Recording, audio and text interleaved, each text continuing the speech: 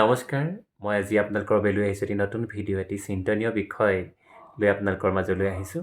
আপোনালোকে ইতিমধ্যে গম পাইছেই, হয়তো অনুমান কৰিব পাৰিছে যে মই আজি কি বিষয়ে আলোচনা কৰিবলৈ লৈছোঁ।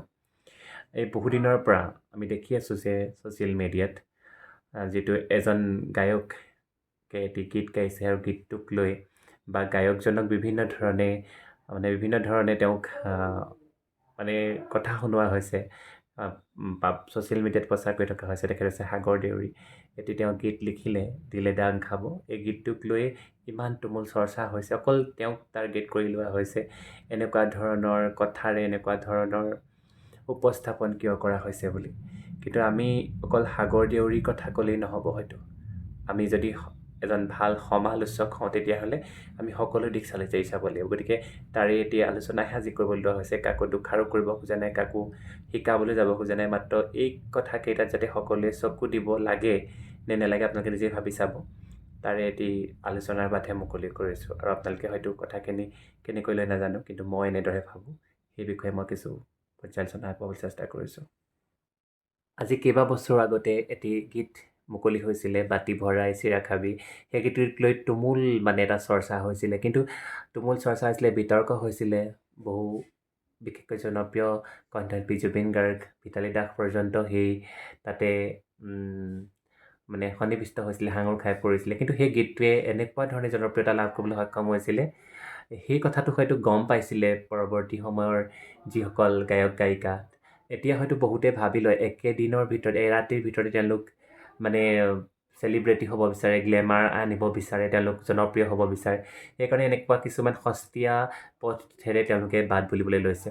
এই বাতি ভৰাই চিৰা খাবিৰ নিচিনা গীতৰ দ্বাৰা প্ৰভাৱান্বিত হৈছিলে হয়তো। সেই গীতটো এতিয়াও বহুতে গায়, ডাঙৰ ডাঙৰ শিল্পীয়ে গায়, ভাল ভাল মানুহে গায়। গতিকে সেই ক্ষেত্ৰত যিহেতু জয়ী হৈছিলে, তেওঁলোক যদিও বিতৰ্কৰ সন্মুখীন হৈছিলে, কিন্তু তেওঁলোকে ভাল ব্যৱসায় কৰিছিলে। সেই কথাটো লৈ হয়তো এতিয়াও বহুতে এনেকুৱা ধৰণে গীতৰ কথাখিনি ভালেই থাকে, কিন্তু দুই এটা শব্দ থাকে, যি শব্দকেইটা ডাবুল মিনিং তাত দিয়া হয়, আৰু সেইটোকে তেওঁলোকে টাইটল দি দিয়ে। আৰু যাৰ কাৰণে আজিকালি মানুহবোৰৰ ৰুচি অনুযায়ী সেই পটককৈ পাইগৈ। আমি এজন বা 10% মানুহে সেই কথাটো বেয়া পাব পাৰোঁ, বা বাকীখিনিও বেয়া পালেও কিন্তু এনেকুৱা ধৰণৰ গীতেই শুনিব বিচাৰে। সেইকাৰণে হয়তো চৰ্চালৈ আহিছে বুলি মই ভাবোঁ। কিন্তু এনেকুৱা ধৰণৰ কিছুমান বেলেগ বেয়া লগা শব্দ তেওঁলোকে কভাৰ পেজত দি দিয়ে, আৰু যিটোৰ কাৰণে হয়তো তেওঁলোকৰ এটা টেকনিক আচলতে, এইটোৰ জৰিয়তে শ্ৰোতা দৰ্শকক আকৃষ্ট কৰিব। কিনো আছে বুলি, হয়তো কিনো গাইছে, এনেকৈ গাই পেলাই তেওঁলোকে ভিউজ পাব। কাৰণ ভিউজৰহে কথা, আৰু এতিয়া যিহেতু ইউটিউবৰ ক্ষেত্ৰত এই অধিক ভিউজ পাবৰ কাৰণে, মুনাফা অৰ্জন কৰিবৰ কাৰণে হয়তো এই কামটো কৰিছে। অলপ দিনৰ আগতে দেখা গৈছিল এজন জনপ্ৰিয় ৰাষ্ট্ৰীয় পৰ্যায়ত খ্যাতি লাভ কৰিবলৈ সক্ষম হোৱা এজন ভাল শিল্পীয়ে এটা মাকচাই বিহু বুলি এটা বিহু উলিয়াইছিলে। গতিকে সেইটো আমাৰ উজনি অসমৰ ফালে মাকচাই বুলি ক'লে এটা বেয়া শব্দ, যেন অশ্লীল শব্দ বুলি ভবা হয়। কিন্তু মই সেই শিল্পীজনক কৈছিলোঁ যে, তেওঁ কৈছিলে যে ৰিলিজ হ'লে চাই থাকা। হয়ো, তেওঁ মাকচাই জীয়েক এনেকুৱা ধৰণে গীতটো লিখিলে, খুব জনপ্ৰিয় হৈছিলে। কিন্তু সেই মাকচাই শব্দটোৰ কাৰণে হয়তো উজনি অসমৰ ফালৰ বা উজনি নামনি মই ভাগ কৰা নাই, সকলো মানুহে অকণমান উৎকণ্ঠিত হৈছিলে, কিনো আছে গীতত শুনিবৰ কাৰণে, সেইকাৰণে শুনিছিলে। হ'লেও তেনেকৈ দুই এটা গীত ইতিমধ্যে চৰ্চা চলিছিলে। শেহতীয়াভাৱে কিন্তু এই 2025 বৰ্ষটোত একেলগে বহুকেইটা গীত ওলাইছে, যিকেইটা গীতৰ একেবাৰে পোনপটীয়াকৈ বেয়া অৰ্থ এটাই দিয়ে। কিন্তু মই গীতকেইটা ভালকৈ চাইছোঁ, ভিতৰখিনি ইমান বেয়া নহয়, লিৰিক্সখিনি বেয়া নহয়, ভালকৈ গাইছিলে। কিন্তু তেওঁলোকে কভাৰ পেজত সেইটো আচলতে উল্লেখ কৰিব নাই। এইবাৰ 2025 বৰ্ষত এনেকুৱা বহুকেইটা গীত ওলাইছে, যিকেইটা গীতত পোনপটীয়াভাৱে দৰ্শক শ্ৰোতাই যেতিয়া ইউটিউবত দেখিব, তেওঁলোকৰ মনলৈ এটা বেয়া ভাৱহে মনলৈ আহিব, কাৰণ তাত যিবিলাক শব্দ ব্যৱহাৰ কৰা হৈছে।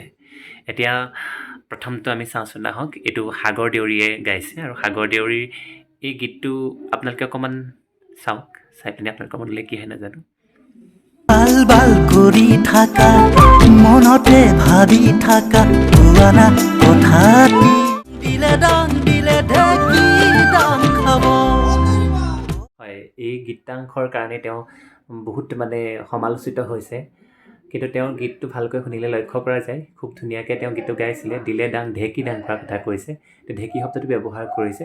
কিন্তু তেওঁ যিটো কভাৰ পেজ দিলে দাং খাব, তাত ক'তো ঢেকি শব্দটো উল্লেখ নাই। গতিকে সেইটোৰ কাৰণেহে আচলতে দেখাৰ লগে লগে মানুহবোৰৰ খং উঠিছে, গীতটো ভালকৈ শুনা নাই, আৰু সেইকাৰণে তেওঁক খুব গালাজ কৰিছে, আলবাল শব্দ তেওঁ ব্যৱহাৰ কৰিছে। সেইটো কৰিব নালাগে। উঠি অহা শিল্পীসকলে জনপ্ৰিয়তা অৰ্জন কৰিবৰ কাৰণে এনেকুৱা টেকনিক ব্যৱহাৰ নকৰিব, যিটো টেকনিক ব্যৱহাৰ কৰিলে হিতে বিপৰীতে হয়। গতিকে সাগৰ দেউৰীয়ে যিটো ভুল কৰিছে, এইটো ভুল কৰিব নালাগে। তেওঁ গীতটো ভালেই আছিলে, অন্য ধৰণে গোৱা হ'লেও তেওঁ জনপ্ৰিয় হ'লহেঁতেন, ৰাইজে আদৰি ল'লেহেঁতেন। কিয়নো ভাল ভাল গীত জানো ৰাইজে আদৰি থকা নাই। এবাৰ আহক আন এটা গীতৰ কিছু অংশ আমি চাই লওঁ, যিটো বৰ্তমান সময়ত বহুতৰ দ্বাৰা সমালোচিত হৈছে, বা গায়কজন ইয়াৰ দ্বাৰা বহুত মানে ট্ৰলৰ সন্মুখীন হৈছে, বহুতে তেওঁ গালাজ কৰিছে।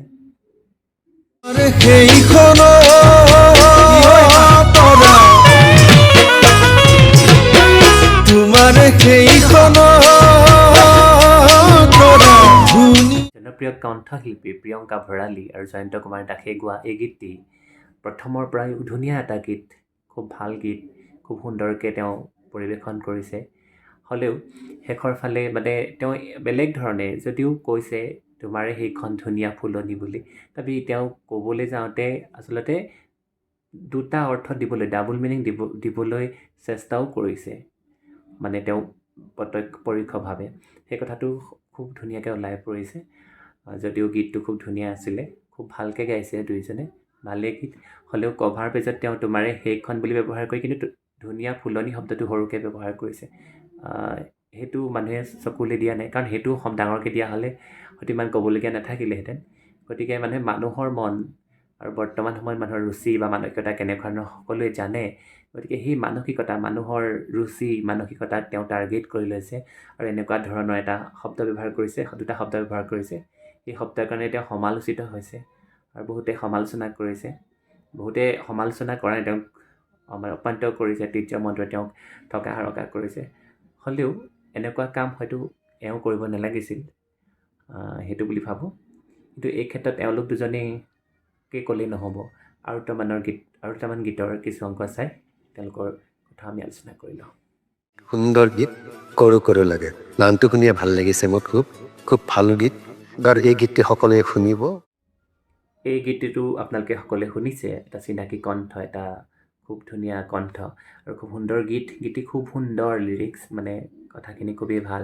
হ'লেও তেওঁ যিটো কভাৰ পেজ তাতে কৰো কৰো লাগে দিছে, আৰু তালৈ তেওঁ ৰাজকুমাৰক মাতি আনি সেইটো মানে তাতে ভিডিঅ'টো কৰাইছে। তাতে তেওঁ কওঁতে অলপ বেলেগ ধৰণে কথাটো কৈছে। মানে প্ৰথমটো মানুহে দেখাৰ লগে লগে কি মনলৈ আহিব, আৰু সেই মনলৈ অহা ভাৱটো কিনো আছে কিনো নাই চাবৰ কাৰণে এই টেকনিক, এই বিখ্যাত জনপ্ৰিয় গায়কজনীয়ে ব্যৱহাৰ কৰিব লগা হোৱাটো কিন্তু এটা দুখজনক কথা বুলিয়ে ভাবোঁ। কাৰণ তেখেতৰ ইতিমধ্যে সমাদৰ সকলোতে আছে, তেখেতৰ গীত বুলিলে সকলোৱে শুনে, কিন্তু তেওঁ আগতেও ল'বলগীয়া হৈছিলে, এইবাৰো লৈছে। তেখেতক বেয়া বুলি কোৱা নাই, কিন্তু এনেকুৱা সৰু টেকনিকবোৰ তেওঁ যিহেতু লৈছে, গতিকে সাগৰ দেউৰী বা জয়ন্ত কুমাৰ দাসহঁতৰ দৰে কিয় নল'ব। গতিকে সকলোৱে জনাটো ভাল, বুজাটো ভাল যে তেওঁলোকে গীত গাইছে, গাওক, তেওঁলোকে সুন্দৰভাৱে পৰিৱেশন কৰক, সকলোৱে আদৰি ল'ব। কিন্তু এনেকুৱা ধৰণৰ কিছুমান পন্থা ল'ব নালাগে, যিটো পন্থাই মানে আমাৰ মানুহখিনিক, যিহেতু সকলোৱে চায় ন, সৰু ডাঙৰ বৃদ্ধ সকলোৱে চায়, গতিকে সেইখিনিক যাতে অকণমান এনেকুৱা ধৰণে বেয়াভাৱে প্ৰভাৱিত নকৰে, তাৰ প্ৰতি দৃষ্টি দিব লাগিব। আহকচোন আৰু এটি গীত শুনি লওঁ।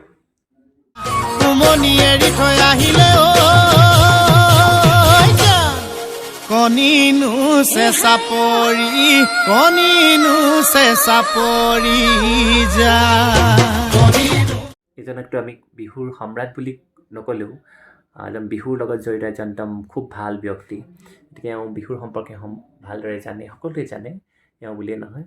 হ'লেও এখেতেও মানে কৃষ্ণমণি চুতীয়া ডাঙৰীয়ায়ো তেওঁ জনপ্ৰিয়, এনেই জনপ্ৰিয়, তেওঁ প্ৰত্যেকটো গীত মানুহে শুনে। কিন্তু বৰ্তমান তেওঁ মানুহৰ মানসিকতা, তেওঁ গীতবোৰ সদায় তেনেকুৱা অলপমান থাকে, তেওঁ বিহুৰ এটা সাজ বনৰীয়া এটা প্ৰভাৱ তেওঁৰ গীতবিলাকত থাকে। সেইকাৰণে ভাল লাগে, কাৰণ ঐতিহ্য ৰক্ষা কৰিছে বুলি ক'লেও ভুল কোৱা নহ'ব। কাৰণ বিহু বুলি ক'লে আগতে তাতে মানে যৌন ইংগিতসূচক বা বিভিন্ন ধৰণৰ বনৰীয়া ভাৱ এটা তাত থাকে। গতিকে হ'লেও বিহুত পৰিৱেশন কৰিছে, ভালেই লাগিছে।